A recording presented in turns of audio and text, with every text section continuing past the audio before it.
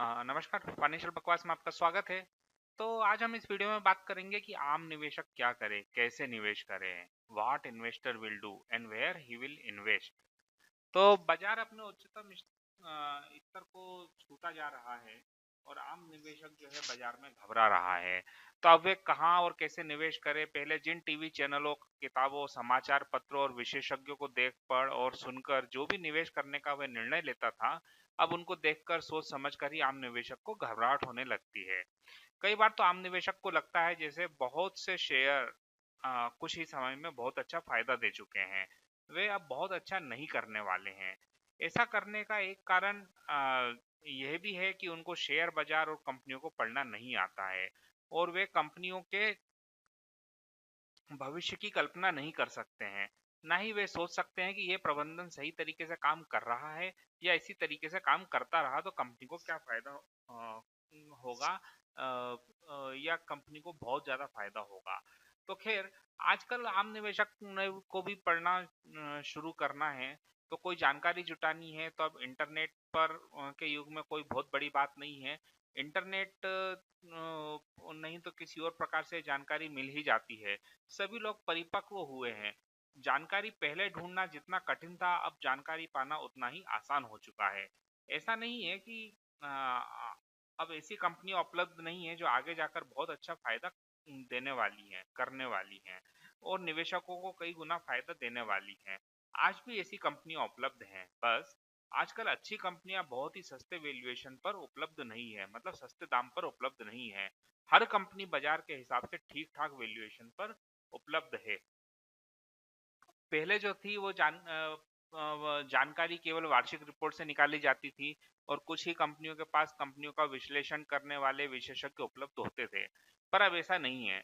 अब कंपनियां भी बहुत सारी हैं और उनके साथ ही साथ कंपनियों का विश्लेषण करने वाले विशेषज्ञ भी बहुत सारे उपलब्ध हैं। तो सीधे शेयर बाजार में निवेश के लिए अब जितनी विशेषज्ञता की जरूरत है, उतनी आम निवेशक के पास होना बहुत ही मुश्किल है। क्योंकि उनका सीधा मुकाबला उन विशेषज्ञों से है जो कि शेयर बाजार में पिछले 20-30 वर्षों से काम कर रहे हैं और उनके पास जानकारी जुटाने की सारी सुविधाएं बहुत ही बड़े स्तर पर मौजूद हैं। अब तो आम निवेशक को बहुत ही अच्छी कंपनियों में निवेश करना चाहिए या फिर जोखिम न लेते हुए सीधे ही म्यूचुअल फंड में निवेश करना चाहिए। म्यूचुअल फंड को चलाने वाले जो फंड मैनेजर हैं, वे शेयर बाजार का लंबा अनुभव रखते हैं और आपके लिए कुछ ही कमीशन पर काम करते हैं। आप एक थोड़े से कमीशन को देकर, जो कि इतना कम होता है आपको पता भी नहीं चलता है, आप एक प्रोफेशनल फंड मैनेजर की विशेषज्ञता का लाभ उठाते हैं।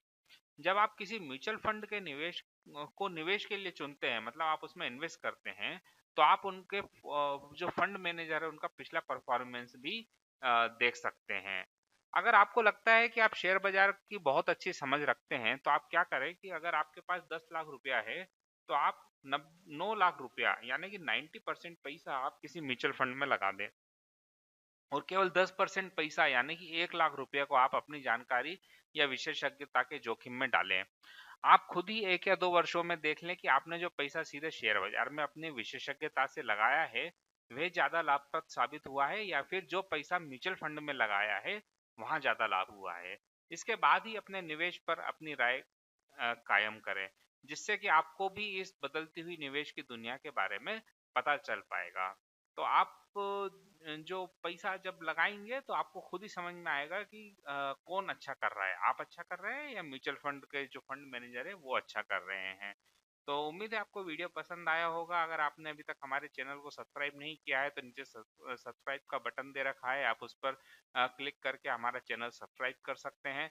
बेल आइकन है, घंटी का बटन है, उस पर दबाएंगे तो आपको हमारे वीडियोस के नोटिफिकेशन मिलते रहेंगे।